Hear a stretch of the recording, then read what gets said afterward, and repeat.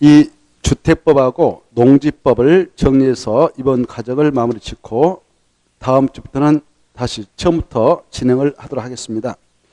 오늘 주택법 538쪽부터 보겠는데요.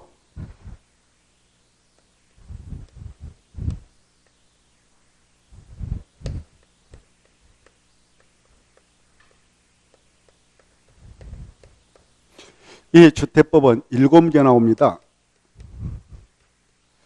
좀 많이 나오는 법이죠. 그러나 양은 적기 때문에 전략 법률로 삼아서 열심히 해서 5문제 이상 맞추도록 했으면 좋겠고, 이 주택법은 이 주택에 한정해서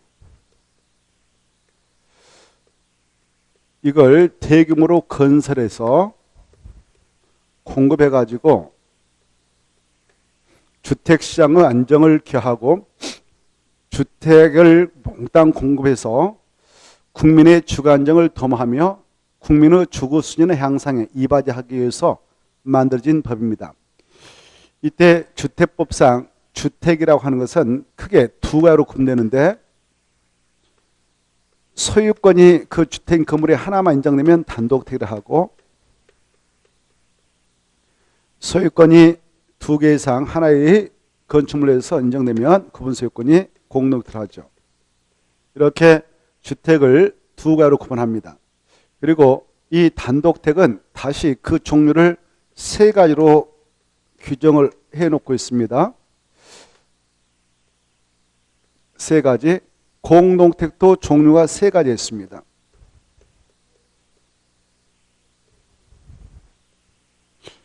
자, 그 종류가 무엇이냐?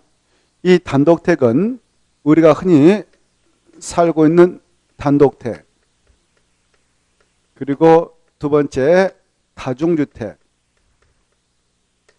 셋째 다가구택, 이렇게 3가지를 단독택이라 하고요. 우리가 건축법령상 건축물의 용도 분류해서 이 주택은 2개로 구분되고, 거기도 단독주택하고 공동토로 구분됩니다 라고 했어요. 그래, 약자로 이 공동택은 종류가 4가지 있습니다. 아파트, 연립, 다세대, 기숙사, 아이언탁 이렇게 있었고, 공동택도 4가지가 있습니다 했을 때 단독주택, 그 다음에 다가구, 다중주택, 공간이 있습니다 라고 했죠. 그래, 이렇게 주택법에는 주택이 총 4개, 8개가 있었는데, 건축법에서는 8개 있었는데, 이 8개 중 이 2개가 주택법으로 넘으면 빠집니다. 공간하고, 공직자에게 주는 공간하고, 학교 내 학생, 공장 내 종업원을 수용해서 잠을 자도록 하는 건축물인 기숙사, 이것은 우리 국민에게 대규모 건설 공급에서 국민의 주거 안정을 도모할 수 있는 주택이 될 수 없기 때문에 이것은 주택으로 취급하지 않습니다. 주택법에서. 그래서 주택법에서는 주택의 종류가 총 몇 개 있는가? 6개 있습니다. 단독택 3개하고 공동택 3개. 아파트, 연립, 주택, 그 다음에 다세대 주택. 작년에는 이걸 한 문제로 출제하기도 했습니다. 이렇게 주택법상 주택 종류 6개를 알고 있는가? 이거를 물어봤습니다. 이 뜻은 바로 건축법령에서 규정했던 그 뜻을 그대로 갖다 적용합니다. 아파트는 주택으로 쓰이는 층수가 5개층 이상인 주택이다 이거. 그 다음에 이 연립택은 주택으로 쓰는 층수는 4개층 이하인데 주택으로 쓰이는 한 개 동호 바닥면적가 660제곱미터 초과하는 것이고요. 그리고 다세대는 주택으로 쓰는 층수는 4개층 이하인데 주택으로 쓰는 한 개 동호 바닥면적계가 660제곱미터 이하인 것이다. 이거 똑같아요. 다가구도 다중도 똑같습니다. 이 주택법상 이와 같이 주택이라고 하는 것은 이 6가지가 있는데 이 6가지를 건설해서 공급할 때 이때 건설할 때에 그 규모가 단독택은 한 집, 두 집을 호란만 쓰는데 그때 단독택은 30호 이상, 공동택은 세 대만 씁니다만은 30세 이상, 그리고 이런 주택을 건 사람이 필요한 대지를 1만 제곱미터 이상, 이렇게 주택 건설 대지 조성 사업할 때 특별히 적용하겠다는 법이 주택법으로서 이러한 대규모 주택 건설 사업과 대지 조성 사업을 하는 자를 사업 주체라 합니다. 이 사업 주체가 이러한 대규모 주택 건설 사업과 대지 조성 사업을 하게 될 때는 주택법에 따라 사업 계획서를 작성해서 사업계획 승인을 신청해 가지고 이때 승인권자라는 자가 있는데 사업계획 승인권자가 있습니다. 이 자들이 사업계획 승인 신청 들으면 60일 내에 승인 여부를 결정해서 통보를 해줘요. 만약 승인 고시를 해줬다 그러면 그날부터 5년 이내에 사업에 착수합니다.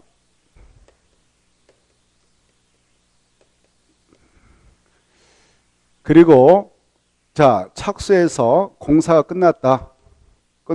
그러면 이렇게 주택이 건설될 것이고 주택, 공동택이 건설될 것이고 대지가 조성될 건데 이런 사업이 완료되면 공사 완료되면 이 주택법에 의하여 사업 주체가 이걸 신청합니다. 사업 주체가 바로 이거 사용을 하기 위해서 사용 검사를 신청합니다. 사용 검사를 신청하고 신청하면 15일 이내에 사용 검사가 있게 되고요. 이렇게 사용 검사를 받아서 사용을 하게 되는데 이렇게 사용하게 되면 이제 우리 그 공급받은 자에게 들어와서 살게 하는 것이죠.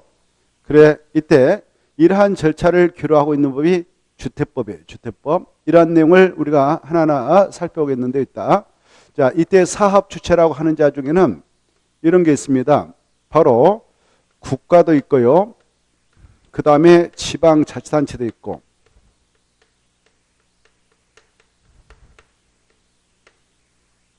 그 다음에 바로 한국토지주동사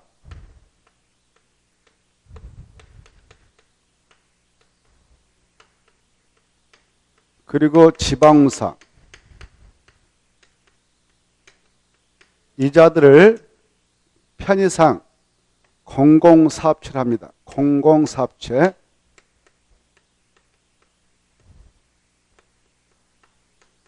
우리끼리는 너무 기니까 국지공 이렇게 표현합시다. 이 국지공은 공공사업체가 되고요. 그 다음에 민간업자도 있어요. 이 주택법상 일정 요건을 갖춰서 국토교통부장에게 주택건 사업, 대지 조성 사업자로서 등록을 받은 사업자가 있습니다. 이 자를 등록사업자를 합니다. 민간업자의 이내. 그리고 이 주택조합이라는 자도 나오는데요.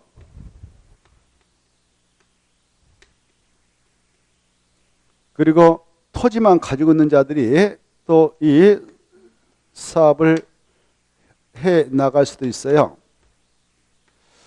이때 이 주택법상 이러한 대규모 주택건 사업과 대지 조성 사업을 하게 될 때 이 자들은 바로 단독으로 그 사업을 진행할 수도 있습니다.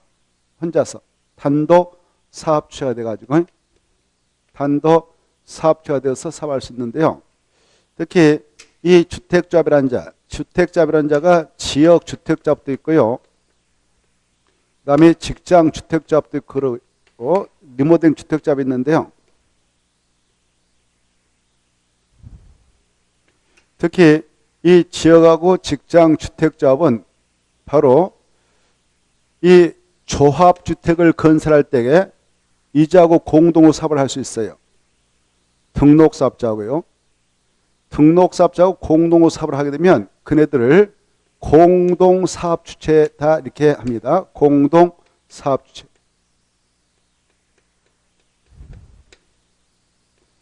그때 이 지역하고 직장 주택자본 등록사업자하고 공동사업을 할 수가 있다. 임의적이에요. 했다면 이 지역 직장 주택자본 별도의 그 등록을 하지 않고 사업자 등록을 하지 않고 이런 사업주가 돼서 같이 사업을 추진해 나갈 수 있습니다. 그리고 이 토지만 가지고 있는 자도 이 등록사업자하고 공동으로 사업을 추진할 수 있어요. 공동으로 사업을 추진할 수 있습니다. 공동으로 사업을 하면 이자들도 공동사업주로 인정을 해줘요.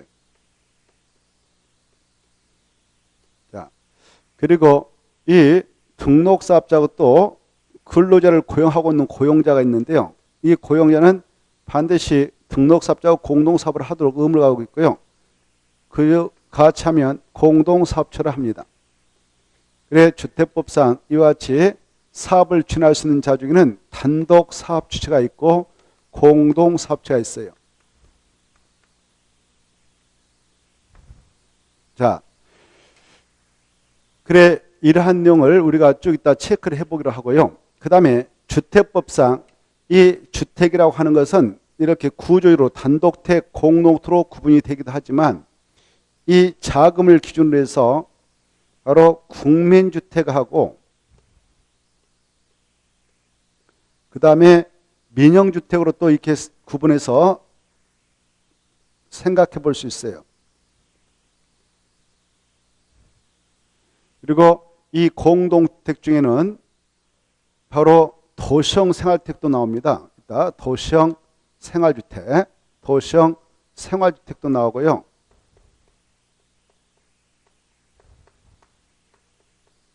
그 다음에 세대 구분형 공동택이 나와요. 세대 구분형 공동택.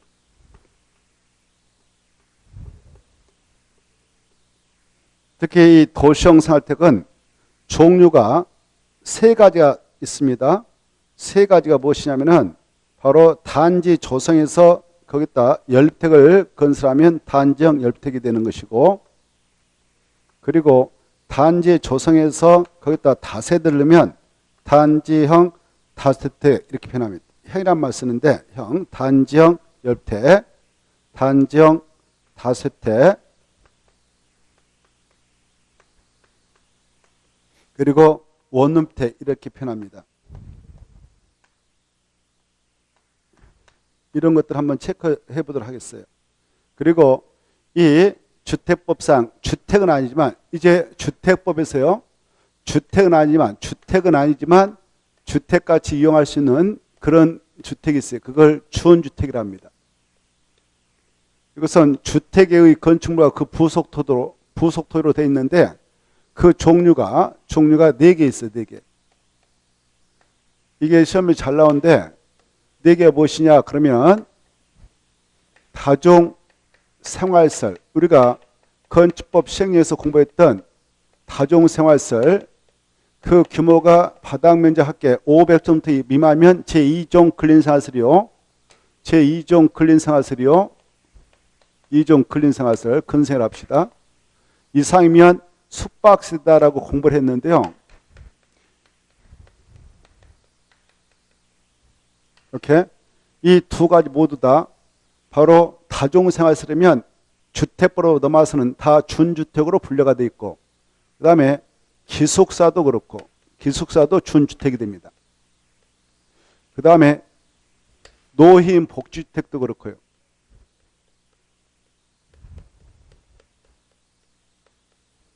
그 다음에 오피스텔도 그렇고.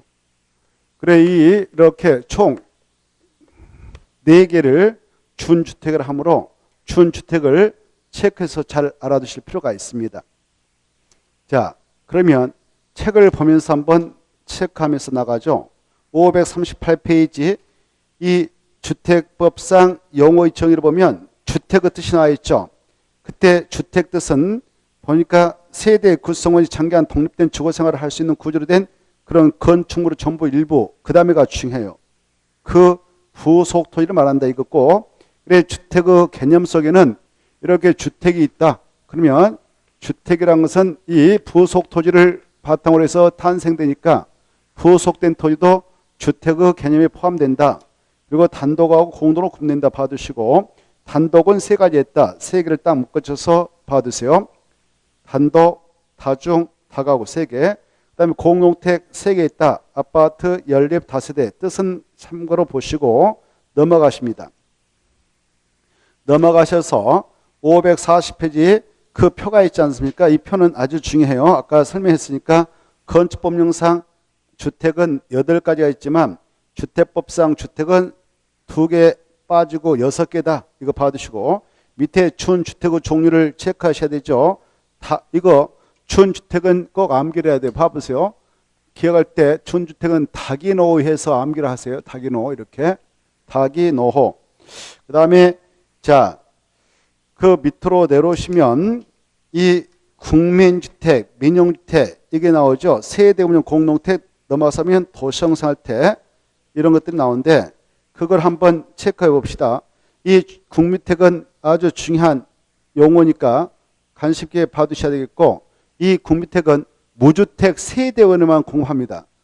하나 써놓으시고요. 무주택, 주택이 없어야 돼요. 무주택 세대원에게만 공급을 합니다. 세대원. 그만큼 공익성이 공공성한 주택이에요. 그러면 국민주택이 무엇이냐? 자, 거기 보면 국가, 지방자치단체, 그 다음에 한국던사, 지방사 이런 공적 주체, 공공사업체라고 했죠. 얘네들이 이렇게 국지공이 건설한 주택인데, 그네들이 건설한 주택 중에서도 반드시 국민주택 규모 이하의 주택이어야 됩니다. 국민주택 규모 이하라고 하는 것은 수도권과 비수도권 중 도시역은 1호 1세당 주거 점유율 85% 이하를 말하고, 수도권도 아니고 비수도권 중 도시 아닌 읍면적은 최대 100% 이하를 말합니다. 가로 3번에 그 뜻이 나오거든요. 가로 3번을 잘 봐두시기 바라고. 그래 가로 1번에서 가로 3번을 화살표 보내서 연결해서 알아주셔야 됩니다. 그 다음에 이 국가 지방자치단체 재정, 그리고 주택도시기금이라고 하는 자금이 있는데, 이걸 지원받아서 건설 동그라미, 계량 동그라미, 계량되는 주택으로서 밑에 국민주택 규모 이하의 주택이면 국민주택이 됩니다. 그런데 반해서 이 민영주택이라고 하는 것은 바로 국민주택이 아니면 다 민영주택이다. 이걸 꼭 기억하십시오. 그 다음에 오른쪽도 모셔서 541페이지 보시면은, 자, 이 가로 5번. 조금 전에 국민주택이라고 하는 것은 1호 1세당, 단독은 1호당 이렇게 표현하고, 공동도 세대당 이렇게 표현하는데, 1호 1세당 수도권과 비수도권 중 도시역은 무조건 85% 이하 된다. 비수도권 중 도시가 아닌 읍면적은 최대 100% 이하까지를 말한다 그랬습니다. 이런 국민주택 규모가 바로 그 범위를 이렇게 규정하고 있는데, 이때 주거 전용 면적 뜻이 뭐냐? 540페이지 그 뜻을 규정하고 있는 바, 주거 전용 면적은 1. 단독택인 세 가지의 주거 전용 면적은 다음과 같이 산정합니다. 단독주택인 건축물인데 그 바닥 면적에서 지하실 면적, 본 건물과 분리된 창고 면적, 차고 면적, 화장실 면적은 제외합니다. 다만 지하실 중에서도 그 거실 용도로 쓰고 있는 것은 포함이 되고 있다는 것도 꼭 알아두셔야 됩니다. 그게 중요해요. 자, 그 다음에 이 공동택이라고 하는 것은 저 이 동그라미 2번으로 가셔서 공동택이라고 하는 것은 아파트 연립 다세대를 말한다고 그랬죠. 이 세 가지는 바로 예벽의 내부선을 기준으로 해서 산정합니다. 그리고 이 공동택에는 각 세대가 주거 용도로 쓰는 주거 전용 면적이 있는 반면 두 세대 이상이 함께 같이 쓰는 복도, 계단 같은 공용부분도 있어요. 그래서 공용부분은 제외합니다. 복도라든가 현관, 계단 이런 것들의 공용면적, 그리고 바로 지하층, 관리사무소 같은 그 공용면적 이런 것들은 제외하고요. 또 예벽이 차지하고 있는 면적도 공용면적에 간사되니까 그것도 주거 전면적에 포함되지 않는다는 것. 그 다음에 가로 2번 보면 국토교통부 장관은 주택의 수요와 공급, 수급의 적정성을 도모할 필요가 있겠다 싶으면 바로 이 주택법상 사업주체에게 바로 주택 건설함에 있어서 최대 75%까지 그 수치 꼭 기하십시오. 75%까지 국민주택 규모로 좀 건설케 요구할 수 있는 권한이 있어요. 국민주택이 아니라 군주택 규모로, 바로 군주택 규모는 주로 서민형 주택이다 이렇게 생각하면 되겠는데, 군주택 규모로 몇 번까지를 건설케 요구할 수 있냐? 75. 그리고 이 가로 안에 보면 주택자라든가 고용자에게는 100%까지를 요구할 수 있습니다. 그 다음에 6번 세대군용 공동택, 이건 출제가 유력시 되는데요. 자, 이 세대 구분형 공동택이라고 하는 거, 세대 구분형 공동택은 출제가 유력시 됩니다. 작년에 나왔지만 또 나올 가능성이 높으니까 잘 봐두셔야 돼요. 이 세대 구분형 공동택이라는 것은 공동택에다가 바로 이 단독택 일종인 다가구 같이 여러 가구가 들어가서 독립된 주거 형태를 가지고 생활할 수 있도록 해 나가도록 하겠다는 것이 세대 구분형 공동택입니다. 자, 이 세대 구분형 공동택이라고 할 때 이 셋째는 아라비아 숫자 1에서만 있어요. 그래서 한 세대가 있는데 이걸 구분하겠다 이겁니다. 이렇게 구분하겠다는 겁니다. 이렇게 한 세대를 구분한 주택이니까 법적으로는 소유권은 하나밖에 인정되지 않죠. 구분 소유권은 하나밖에 없다. 근데 이걸 구분하겠다, 이렇게 세대를 구분하겠다. 그걸 세대군형 공동택을 합니다. 이 세대 구분형 공동택은 신규로 건설할 때부터 설계도면상 이렇게 세대구분형 공동택으로 건설할 수 있고요. 기존의 공동택을 바로 리모델링을 통해서 이렇게 세대 구분을 하도록 최근에 법을 개정했습니다. 기존 것도 세대 구분형 공동택 변형을 시킬 수 있고 신규 공동택도 이렇게 도면을 넣어가지고 이렇게 할 수 있도록 하고 있습니다. 이때 세대 구분형 공동택이라고 하지만 바로 구분된 공간마다 절대 구분 소유는 할 수 없다라는 거, 이게 중요해요. 구분 소유는 할 수 없습니다. 그래 이 세대는 소유권은 하나, 그래서 구분 소유는 인정되지 않는다. 구분된 공간마다 구분 소유를 할 수는 없는 주택이다. 이게 핵심이에요. 이게 갑의 집이다. 이게 101동 아파트 101동 101호 집의 평면도인데 101호 집의 평면도인데 바로 이렇게 세대가 10개로 구분되어 있습니다. 그래서 세입자를 바로 9명 받아들이고 자기가 혼자 조그마한 집에서 살게 된다. 그럴 때에 바로 이 값은 소유권을 자기가 혼자 가지고 있고 세입자에게 이걸 쪼개서 팔아먹을 수는 없는 것입니다. 이렇게 알겠죠? 구분소는 인정되지 않는다. 이게 핵심이에요. 자, 같이 보면 세대분용 공동택란 공동택, 주택, 내부, 주택이란 말은 주택 하나가 있단 말이죠. 소유권이 하나인데 내부 공간 일부를 세대별로 구분하여 그 생활이 가능한 구조라되 구분된 공간의 일부에 대하여 구분 소유는 할 수 없는 주택이다. 이게 핵심이라고 그랬죠. 구분 소유는 할 수가 없다. 이거 구분 소유는 할 수 없다. 그래 이때 주택법상 사업계획서를 받아 건설한 공동택의 경우는 어떻게 세대분용 공동택을 건설해 나가도록 요건을 규정하고 있냐. 바로 기업, 제가 개정된 자료를 드렸었죠. 개정된 자료를 드렸으니까 자료를 가지고 공부하면 됩니다. 이때 각 세대별로 독립된 주형태가 가능하도록 각각 공간마다 별도 욕실과 부엌 현관을 꼭 설치해서 제공할 것. 하나의 세대가 언제든지 통합해서 사용할 수 있도록 세대 간의 연결문, 경량구조, 경계벽 등 이런 것을 설치할 것. 세대분용 공동택 세대수가 해당 주택단지 안에 공동택 전체 세대수의 3분의 1을 넘지 말 것. 그 다음에 세대별로 구분된 각각의 공간의 주거 전용면적은 합계가 그 해당 주택단지 전체 주거 전용면적 합계의 3분의 1을 넘지 않도록 해야 합니다. 자, 그 네 가지 요건을 맞춰가지고 세대분용 공동택을 건설 공급해 나가도록 하고 있어요. 이해가 되나요? 그래 각각 공간, 구분된 공간마다 독립된 주형태가 가능하도록 현관 만들어지고 욕실 부엌 만들어주면 됩니다.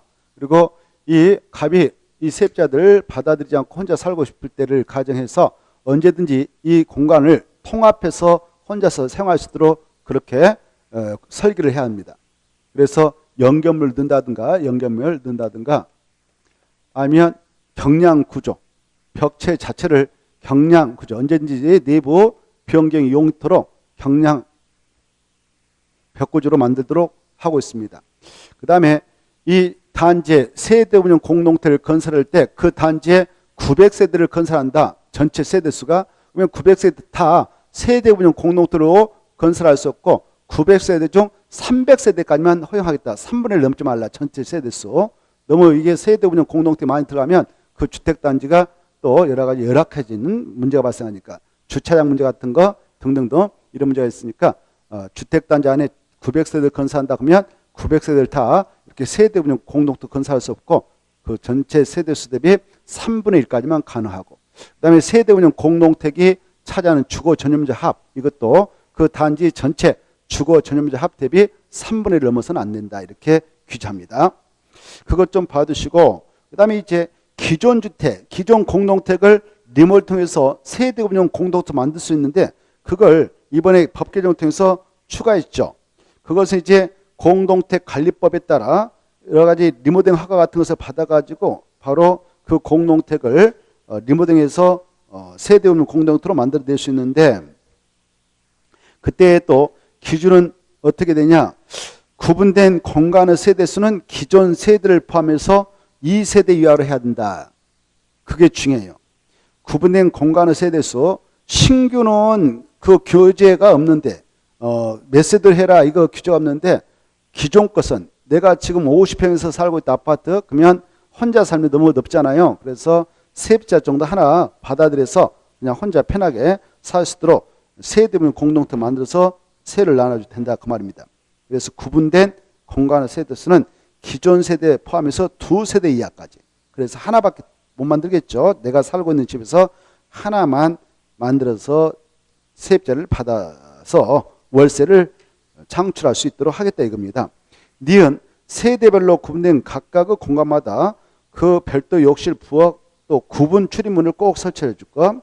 그다음에 세대 운영 공동택 세대수가 해당 주택단지 안의 공동택 전체 세대수의 10분의 1과 해당 동호 전체 세대수의 3분의 1을 감지 아니할까.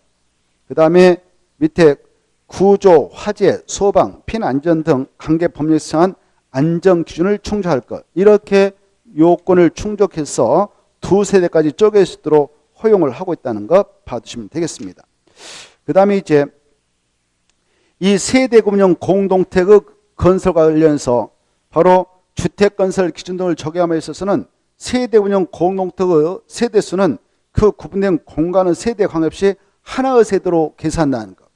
이렇게 비록 여러 가구가 들어와서 생활하도록 세대 운영 공동택이 건설됐다 하더라도 그 단지 전체 세대에서 계산할 때는 이것은 그냥 한 세대로 계산합니다. 한 세대로. 그 단지에 몇 세대가 들어가느냐에 따라서 여러 가지 주택에 딸린 부대수로 설치 규모도 달라지고 복리수로 설치 규모도 달라집니다. 그래서 이런 세대 운영 공동택의 세대수를 계산할 때는 하나의 세대로 계산해서 처리한다는 것도 알아주시면 좋겠고 그 다음에 540페이지 7번을 보겠습니다. 도시형 공동택이 있죠. 도시형 공동택이라고 하는 것은 세 가지 조건을 갖추고 있어야 돼요. 그리고 이 도시형 생활택, 여기 보세요. 도시형 생활택은 아까 세 가지 있다고 그랬죠. 단지형, 연립, 단지형, 다세, 원룸 주택 있다고 했는데 이 도시형 생활택으로 인정이 되면은 분양가 상한제가 적용되지 않아서 이걸 건설해서 공급하려는 사업체가 분양가를 임의로 정해서 공급을 할 수 있습니다. 그러면 도시형 생활택으로서 인정받으려면 어떤 요건을 갖춰야 되냐? 이 도시형 생활택은 도시에서 살고 있는 나홀로 가구의 주택수를 충족해 나가도록 하기 위해서 도입한 주택으로서 세 가지 요건을 갖춰야 되는데 첫째, 이렇게 단지를 조성해서 주택을 만든더라도 300세대 미만을 할 것. 그 다음에 국민주택 규모 이하로 할 것, 각 세대 규모는. 그리고 도시에다 건설할 것. 이렇게 세 가지를 알았어요. 그래 도시형 생활택의 요건 300세대 미만, 국민택 규모 이하, 그 다음에 도시에다 건설할 거 이렇게 알아주시고, 그 다음에 이 단지형 열택은 그 단지에다가 바로 이 주택을 건설할 때 원래 열택은 주택으로서는 중사 4계층 이하밖에 안 되는데 건축법령에서 우리가 공부했듯이, 근데 이 단지형 열택을 단지형 다주택을 만들 때는 주택을 건설할 때 5층까지를 허용하고 있다는 것. 건축인의 심의 거쳐서 주택으로 5층까지도 건설하도록 특례로서 인정해주고 있다는 것. 그 정도를 봐두시고, 그 다음에 이제 특히 원룸 주택이 문제가 되는데요. 원주택은 방이 하나인 주택이 있죠. 방이 하나인 주택. 그러나 소유권은 하나씩 주는 겁니다. 각각 구분 수익권 인정되는 거죠. 그래 이게 이제 원룸 주택이 중요한데요. 원택은 건설할 때게요. 모양새를 아파트형으로 만들 수도 있고, 아파트형, 연립주택형으로 만들 수 있고, 다세대로 만들 수도 있어요. 이렇게. 그래 이때 원룸택의 요건을 맞춰가지고 층수를 올렸는데 5계층 이상으로 만들었다 그러면 아파트형이 되고, 4계층이 하다 그러면 연립 아니면 다세대가 되겠죠. 그때 바로 원룸택의 모양새이기는 한데 주택으로서는 층수가 4계층이 아니고 주택으로서는 한 개 동호 바닥 면적가 660제곱미터를 쳐가면 연립주택형 원택이 되고, 660제곱미터가 이하가 되면은 다세대 주택형 원룸형 주택이 되는 겁니다. 이때 원룸택으로서 요건은 이런 것들을 요구하고 있죠. 먼저 각 세대는 독립된 주거 생활이 가능하도록 욕실, 부엌, 그 다음에 그 독립된 출입문을 꼭 넣어줘야 돼요. 욕실 같은 거, 부엌 이런 것들 당연히 넣어주고요. 출입문도 당연히 있겠죠. 방 하나 있습니다. 그리고 각 세대에는 바로 욕실 및 보일러를 설치한 나머지 공간을 하나의 공간으로 구성을 하게 되는데, 그 전용 면적이 얼마 이상이면 두 개 공간을 해도 합법적인가 30, 이 수치 암기하시고, 이 원룸형 주택의 최대 규모는 얼마까지만 허용되는가 50, 이 수치 암기해야 됩니다. 50제곱미터 이하까지만 허용합니다. 그래서 주거 전용 면적이 뭐 80제곱미터다 그러면 이것은 원룸형 주택이 절대 될 수 없겠죠. 50제곱미터 이하로 건설도록 규제하고 있으니까. 그 다음에 이 원룸택을 건설해 나갈 때는 각 세대는 절대 지하층에다 건설해서는 안 됩니다. 지하층에다 건설해서는 안 되는 거. 지하층에 설치해서는 안 된다. 이걸 봐두시기 바랍니다. 그 다음에 넘어가서 보시면 543페이지 복합 건축자에 나와 있죠. 이 하나의 건축물에는 이 단지형 연립택하고 원택, 단지형 다세택하고 원택을 함께 건축할 수 없습니다. 밑에 보면 하나의 건축물에는 단지형 연립택, 단지형 다세택과 원택을 함께 건축할 수 없다. 하나의 건축물에는 도시형 사택과 도시형 사택이 아닌 주택 함께 건축할 수 없는데 유해가 있어요. 박스 안에 있는 것이 중요한데, 하나의 건축물에 원룸택과 주거 전용면적 85제곱미터를 초과하는 주택 몇 세대를 함께 건축하도록 허용하고 있는가? 한 세대. 자, 그리고 2번 준주거적이고 상업적은 하나의 건축물에 원룸형 주택과 도시형 생활택이 아닌 주택을 함께 건축하는 것도 허용되고 있습니다. 자, 이 정도 보시고 넘어가셔서 544페이지 넘어가시면은 544페이지 토지 임대부 분양주택이 있죠. 자, 이 토지 임대부 분양주택은 이런 겁니다. 토지 임대부 분양주택은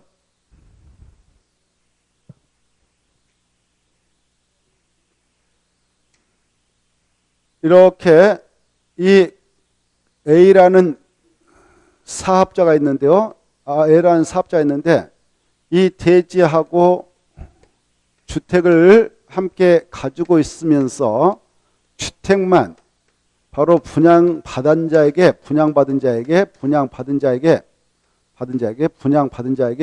소유권을 주고,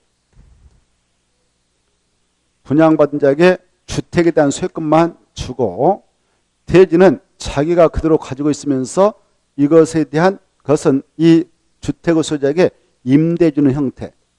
그래 이걸 토지 임대부 주택이라고 그래. 토지 임대부 분양주택입니다. 알겠죠? 토지 임대부 분양주택. 그래서 이 토지는 그대로 사업자가 가지고 있고 주택만 분양받는 거예요. 그러면 분양받는 사람 입장에서는 땅값은 안 주고 주택값만 줬으니까 싸게 분양받겠죠. 이것은 서민들을 위한 그런 공급 대책입니다. 근데 우리 국민들 정서상 별로 이런 거 안 좋아하지 않습니까?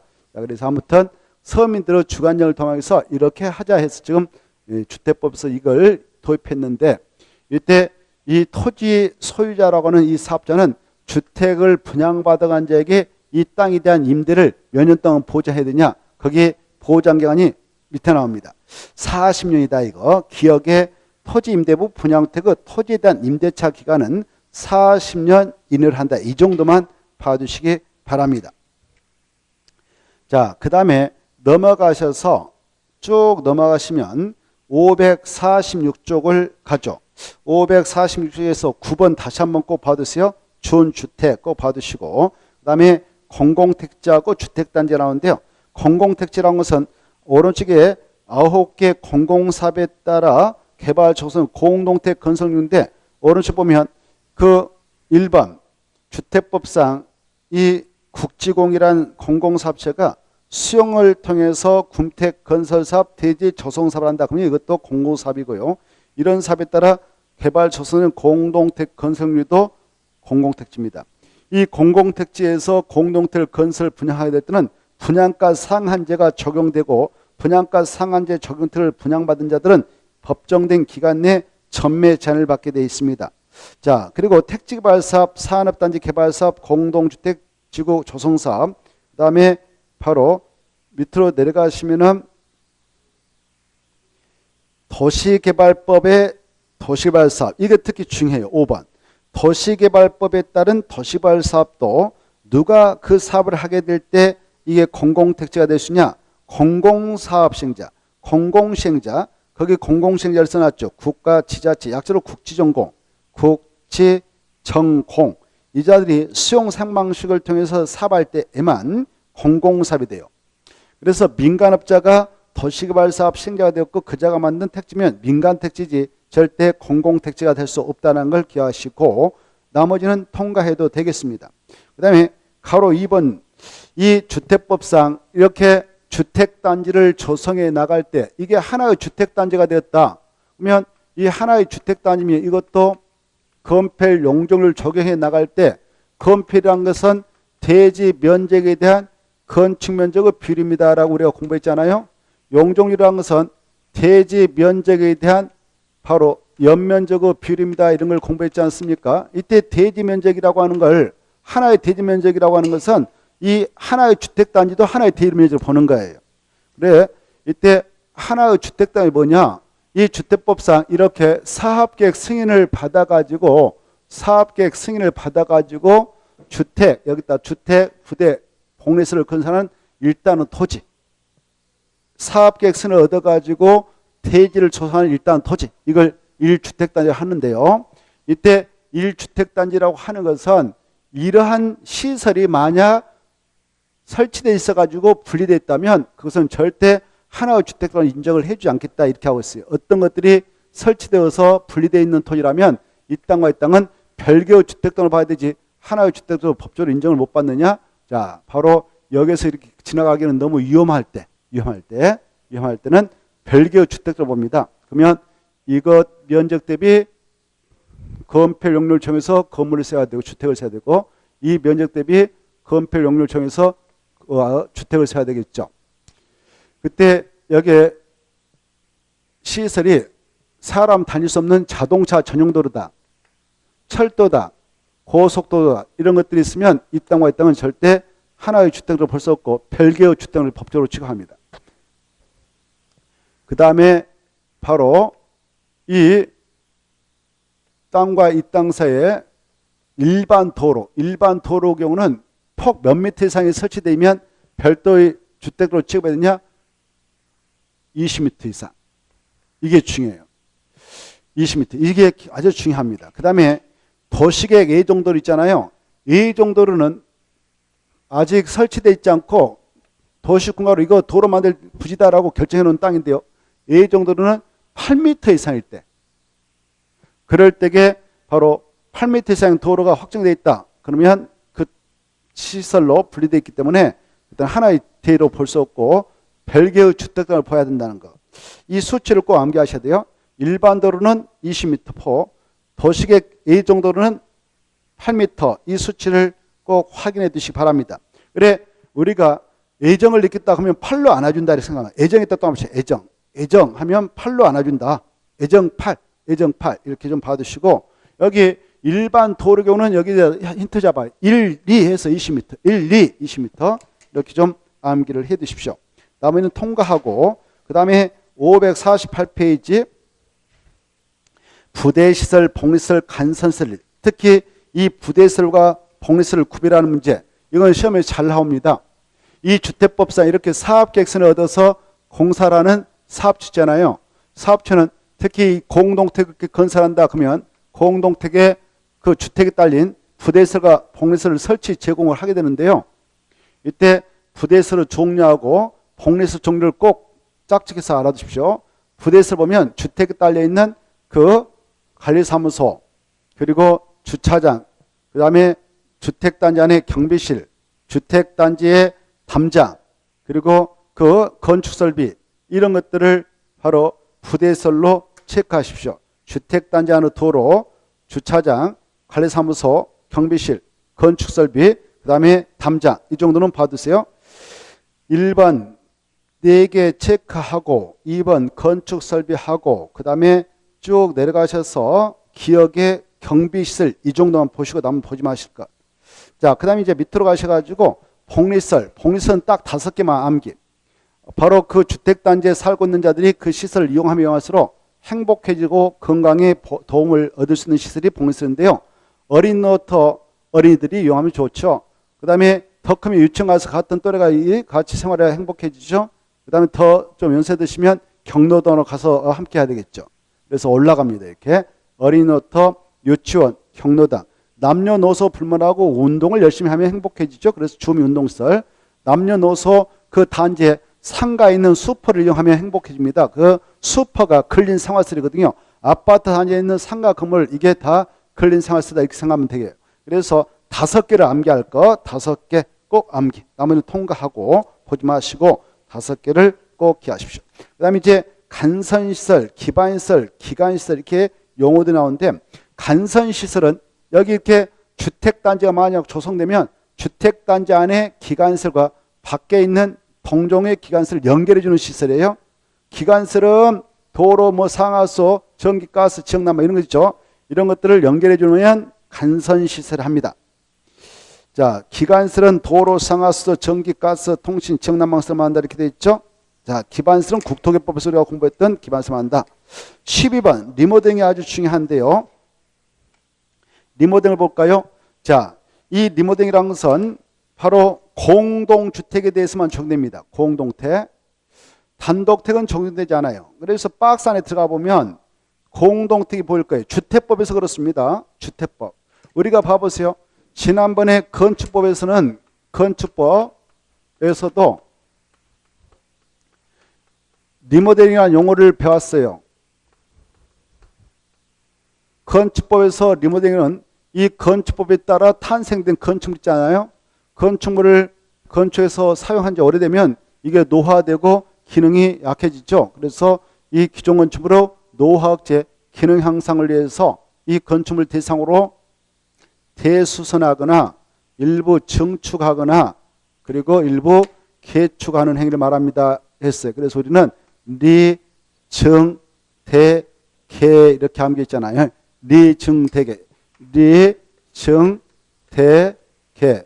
이걸 건축법상 리모델링 뜻으로 공부했는데 지금 이제 주택법으로 넘어왔어요. 주택법으로 넘어왔습니다. 주택법상 바로 리모델링은 이것에 대하여 적용된다는 겁니다. 공동택. 단독택은 자기가 알아서 고쳤으면 되는 겁니다. 그런데 이제 공동택은 2세대 이상이 함께 사용하는 공용물이기 때문에 내가 내 마음대로 못한다 이거죠. 그래서 같이 동의하에 법적 절차 거쳐서 리모델링을 해서 다시 고쳐 쓰는데요. 이때 공동택에 대한 리모델링은 이 주택법에서는 2가지 행위를 말해요. 바로 증축하고 그 다음에 대수선. 개축은 여기에 들어가지 않습니다. 그 건축법하고 달라요. 건축법과 다르니까 이걸 체크하셔야 되겠어요. 박스 하나 되면 대순이 나오죠. 기어 1번. 2번에서 아무데나 증축을 찾아보세요. 증축. 그래서 이 주택법은 리증대가 돼요. 약자로 리증대. 그것다 써놓으세요. 12번 주택법상 리모델링은 리증대. 이렇게 기하시고, 이때 주택법에 따라 보세요. 여기 보세요. 주택법에 따라 이 공동택이 건설되었다. 아파트 다세대 이것들이 건설되었어요. 건설되었는데 바로 고치면 이거 안 되죠. 신축해 놨는데. 그래 이거 리모델 하려면 경관수가 차야 돼요. 대수는 이렇게 공사해가지고 저 사용승인 사용검사 받고 말이죠. 사용한 지 10년은 지나야 돼. 그때 하나 써놔. 10년 경과해야 한다. 대수는. 그리고 이 증축은 15년이 지나야 돼요. 15년. 근데 증축도 15년 이상 20년 미만 벌면서 시도 조례로 따로 경관수를 정하고 있으면 그 경관수가 지나야 증축 리모델링이 가능합니다. 이때 증축이라고 하는 거 보면은 세 가지 경우수가 있어요. 여기 15년 전에 분양받은 각 세대 주거 전용 면적을 옆으로 복도형이면 복도 털어내버리고 옆으로 확장공사하는 수평 증축이 있어요. 그때는 정전 주거 전용 면적 대비 10분의 3, 30% 이내까지만 증축할 수 있어요. 기존의 전용 면적이 큰데 기존 면적, 전용 면적이 100제곱미터로 공급됐다고 하면 130제곱미터까지 키울 수 있단 말이에요. 근데 정년에 공급됐던 주거 전용 면적이 85제곱미터 미만이었다, 조그만했다. 그런 것들은 40%까지 허용합니다. 40%까지 확장공사할 때. 그리고 공용부는 별도로 증축도 가능합니다. 3번에 보시면 이 때로는 수직 증축도 가능해요. 기존에 분양된 게 15층 미만이다, 15층 이상이다. 뭐 그랬을 때 바로 수직 증축을 함에 있어서는 차이가 있는데 15층 이상은 최대 몇 개층까지 수직 증축을 통해서 올릴 수 있냐? 3개층. 14층 이하짜리는 2개층까지 수직 증축을 통해서 올릴 수 있습니다. 이렇게 수직 증축을 하게 되면 세대수 증가형 리모델링이 수반될 수밖에 없는데 이때 세대수는 정전 세대수 대비 바로 15% 이내까지만 허용하고 있다는 거. 자, 정전의 세대수가 100세대 있다고 하면 바로 15% 15세대만 더 추가로 세대수를 늘릴 수 있다 이거죠. 1000세대면 150세대까지 더 늘려도 된다 이렇게 하십시오. 특히 마지막에 그 기역, 니은, 디귿 이거 꼭 기억하셔야 돼요. 수직으로 증축하는 경우 기존 건축물 층수가 15층 이상이면 최대 3개층까지만 가능하고, 그리고 기존 건축물 층수가 14층 이하면 2개층까지만 가능하다. 이거 꼭 암기하십시오. 넘어가시고 550페이지 공구 하나 있죠. 이 주택법상 이렇게 봐보세요. 주택법상 이런 절차를 거쳐서 주택건설 사업을 하게 되는 사업체는 특히 이 공동택을 건설해서 공부할 때게요. 한 번에 세대수가 어마어마하게 많게 잡아가지고 1000세대를 건설해서 공부하겠다.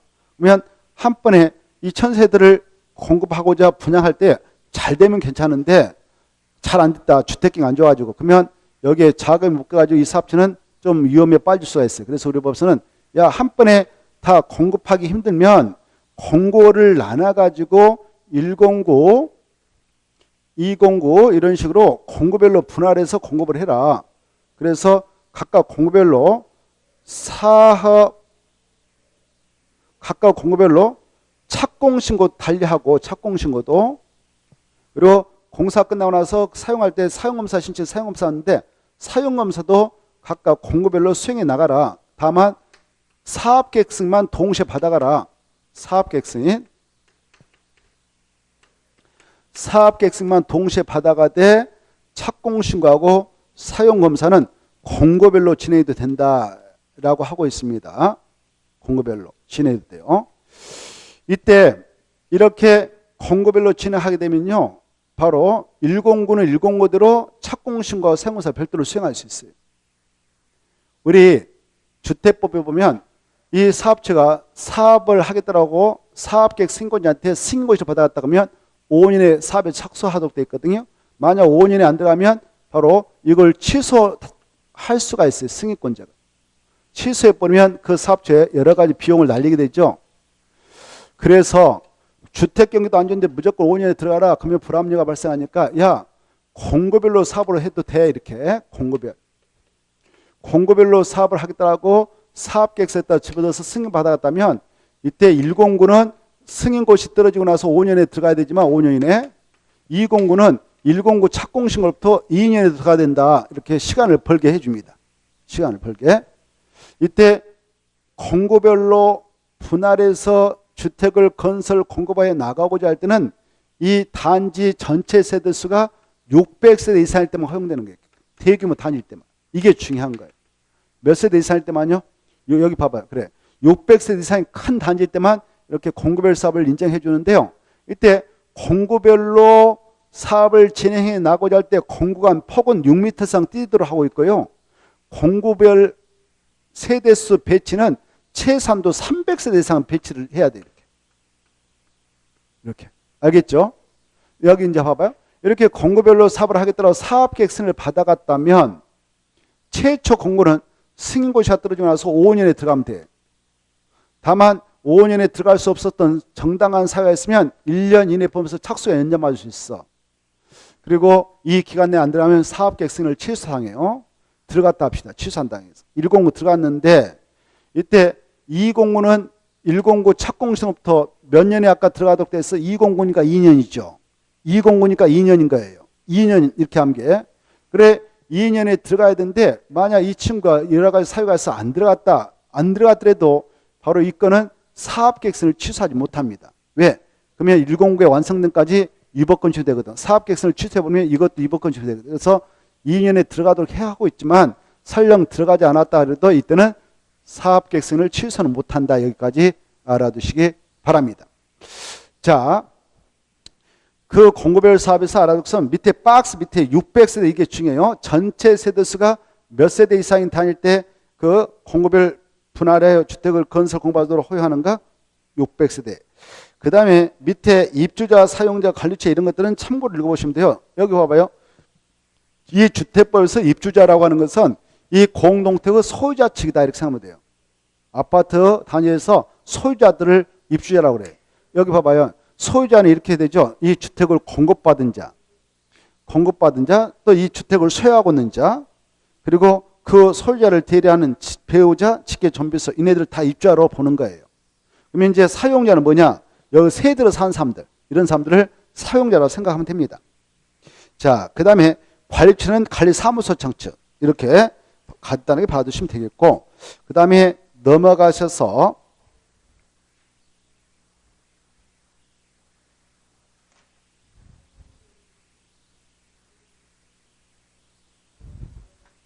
552페이지 주택건설 절차. 아까 이 절차를 쫙 봤잖아요. 이게 주택건설 절차입니다. 여기 보세요.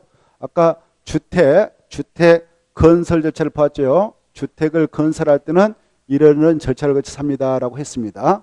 이 절차를 바로 저기까지 쭉 살펴나가도록 하겠습니다. 잠시 쉬었다가 이 절차를 체크하고 그와 관련된 또 부수익 내용을 시험에 나올 것들을 체크해 나가도록 하겠습니다. 쉬었다 하죠.